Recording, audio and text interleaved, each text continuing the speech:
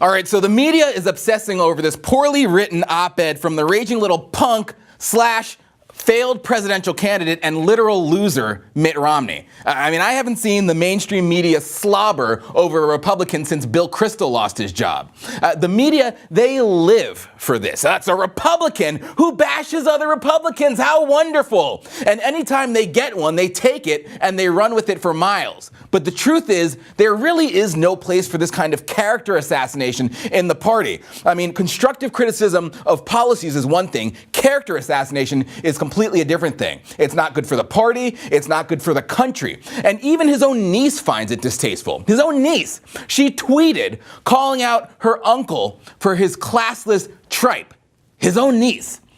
And I mean, this man, Mitt Romney, he pretends to be a man of character. He's a man of God. Oh, please. Phony, flip-flopping sleaze Mitt Romney wouldn't know what good character is if it smacked him in the face.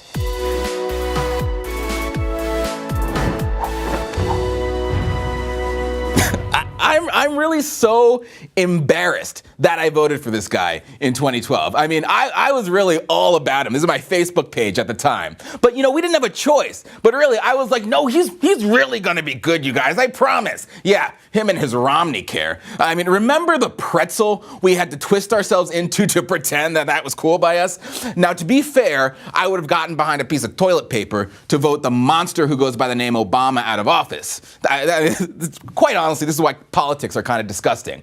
And there's no worse embodiment of everything that is awful about politics than Mitt Romney.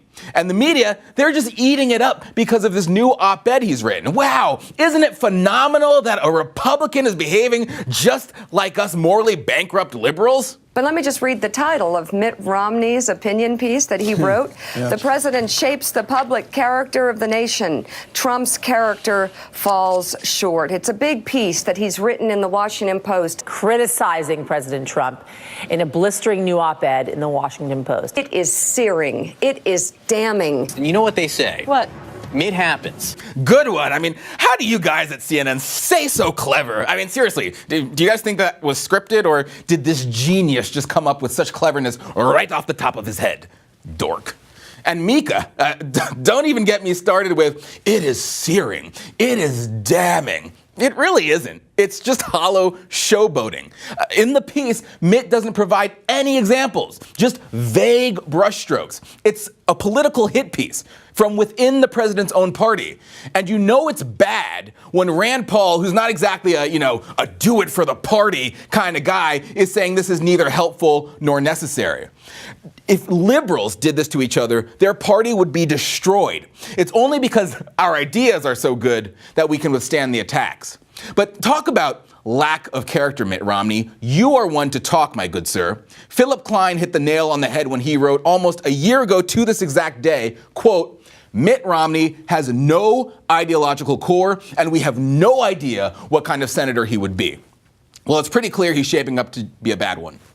Romney writes in the piece, quote, President Trump's conduct over the past 2 years, particularly his actions last month, is evidence that the president has not risen to the mantle of the office. Well, with all due respect, Mitt Romney, you wouldn't know the first thing about what it takes to be president because you sucked so badly that you couldn't get elected. Instead, you gave us 4 more years of Obama. So thank you for that, Mitt. And yet, he went on cable news and defended his position. And I think it's important, as I begin this new job, to make it very clear where I stand. And I also note that the departure of Secretary Mattis and the decision to pull out of Syria in the abrupt way that it was done was a precipitating event for my finally going on this record. Well, back up a minute, because those are policy differences. But your piece, Mitt, did something much more severe. You went after Trump's character. And you don't know the last thing about character, dude. You're all over the map because you'll do anything for a vote. You're like a minstrel. I mean, remember, you were an outspoken voice for abortion when you were running for Senate in the very blue state of Massachusetts. I believe that abortion should be safe and legal in this country.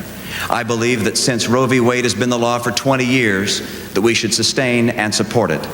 Yeah, but then something weird happened when you had to win conservative votes in 2012. Apparently, you just changed your mind. I am pro-life and will intend, if I'm president of the United States, to encourage pro-life policies. You just a little switcheroo there. Anything for a vote. That's Mitt Romney's motto. Just not enough votes to win. Romney was an outspoken critic of Trump, remember? But then when he thought he could land a cabinet appointment in Trump's administration, all of a sudden he's lavishing praise on the president. President-elect Trump is the very man who can lead us to that better future. Yeah, but just like the presidency, that one didn't really work out for you, did it, Mitt? Too bad, so sad. And let's not forget the healthcare system he blessed Massachusetts with, admitting it was the precursor to Obamacare. Their premiums skyrocketed so badly they had to institute price control legislation. And then now, based upon that ingenuity, everyone in America is paying through the nose for a healthcare plan they can't even use because the deductible is so high. So you can thank this man of character because he envisioned this hostile government takeover. To be honest, it is okay to change your position. But someone who flip-flops as much as Romney shows he's nothing but an opportunist with little to no real values. And he's not even good at it. He failed at becoming president. He didn't get that cabinet seat either. None of his selling out worked, though somehow he managed to weasel his way into the Senate. So we can only hope that his shameless opportunism and efforts to appease his voters in Utah lend themselves to voting for some good policy.